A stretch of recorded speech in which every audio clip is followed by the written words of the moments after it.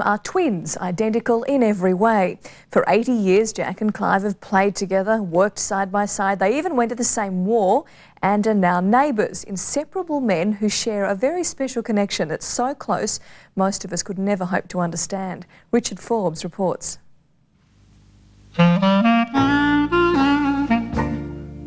You can't really blame identical twins, Jack and Clive Coram, for doing most things alike. The precious bond they share has been moulded over a very long time. How did your mother and father tell you apart? Well, our mother, she always said that when we were very young, she had to tell us by our balls. Clive bawled in the morning and Jack bawled at night. It is an amazing coincidence that the twins' lives have followed such a similar pathway over the past 80 years. Unplanned, they say, it's just the way it's happened.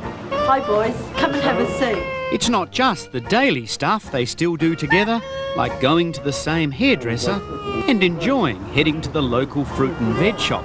$3 for $1, we'll have these. Yeah.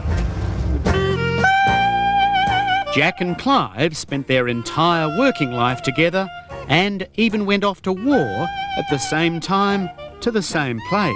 Is it Borneo? Yeah, in New Guinea. In New Guinea? Yeah. And Maratai. And you looked after each other, didn't you? Yeah, the best we could, yeah.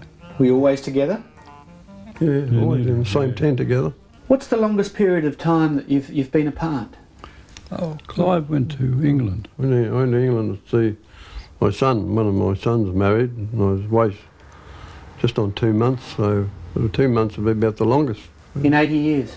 Yeah. Did you miss him, Jack? I think I did. He thinks he missed his pocket.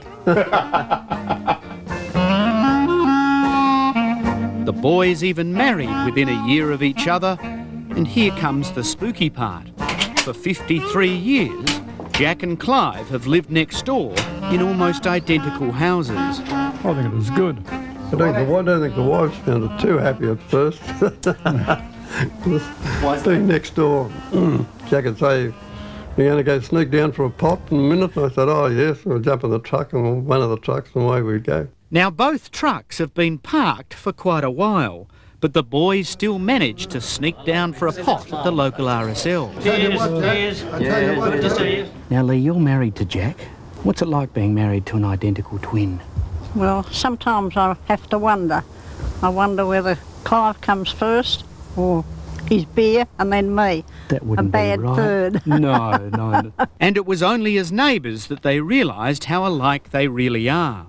For instance, when one is getting dressed in the morning, the other, next door, will be putting on almost exactly the same clothes. They only find out during their morning chat. How many times have you been mistaken?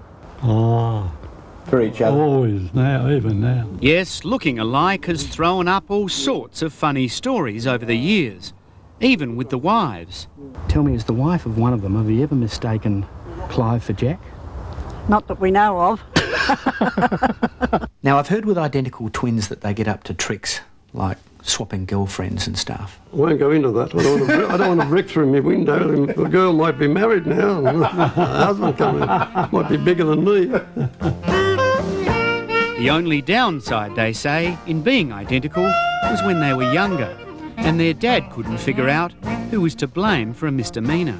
If anything went wrong and one wanted a belting, we both got one. Make sure, yeah. You both got a building, even though only one had done something wrong. Yeah. That's not fair. We wouldn't own up.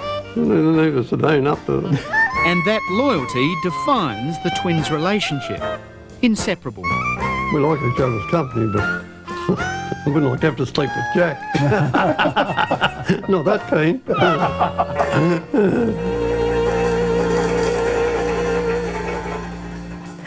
Aren't they great? Richard Forbes reporting there. Well, do stay with us. I'll be back with more after this short break.